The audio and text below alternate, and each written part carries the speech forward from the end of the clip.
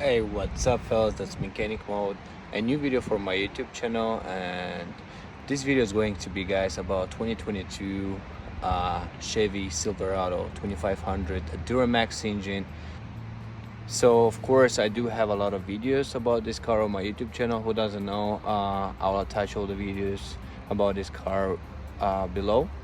But today's video is going to be about the rear differential fluid change. Let's go ahead behind the truck, and I'll show it to you the differential. All right, so I'm behind the truck, and as you see right there, that is the rear differential.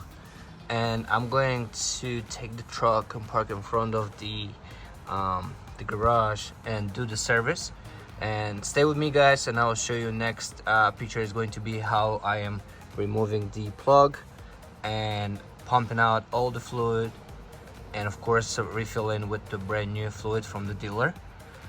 And I'll also explain step by step how to do that. So let's go ahead and start our rear differential fluid change. Alright fellas, so first thing to do is you'll need 3/8 wrench to remove the plug. Also, this differential has only a refilling and draining plug, so there's only one plug on the whole differential.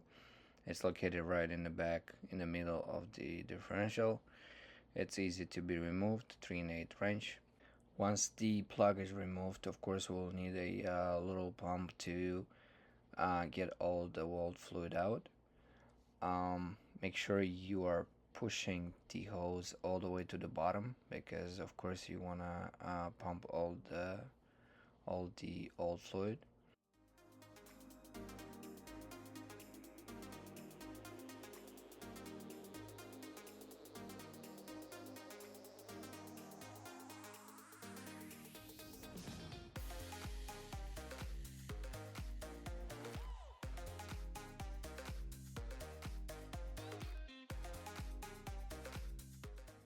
Alright, this is the last step, and we'll use the AC Delco SAE75W90.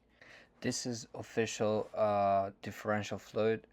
I got this from official General Motors Chevy dealer.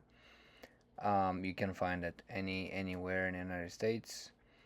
Also, they recommended me to pump 3 quarts. That's about almost 3 liters. You can use the same pump, just make sure you are cleaning it before you are pumping the new fluid and back into the differential. Otherwise, if you have 2 of them, you can use second pump. When you're about to finish the last bottle, you'll start having a drip from the differential. That's automatically means you got your fluid level. It's not a problem, it's okay. You just want to make sure it's gonna drop in out of the hole. It's not supposed to leak.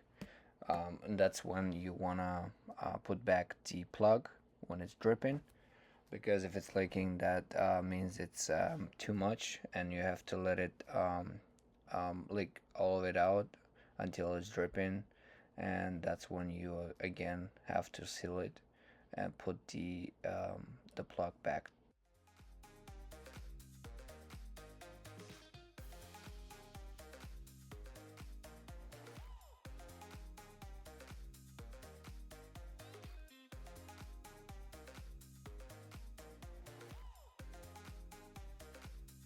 Alright guys, so right here behind me is the truck. Everything was done properly and cool. Everything works fine. I just test drive the car. We've done a really good job. If you're first time, of course, don't forget to subscribe, give a thumbs up, and of course comment below if you have questions or new thoughts. See you next time. That was Mechanic Mode.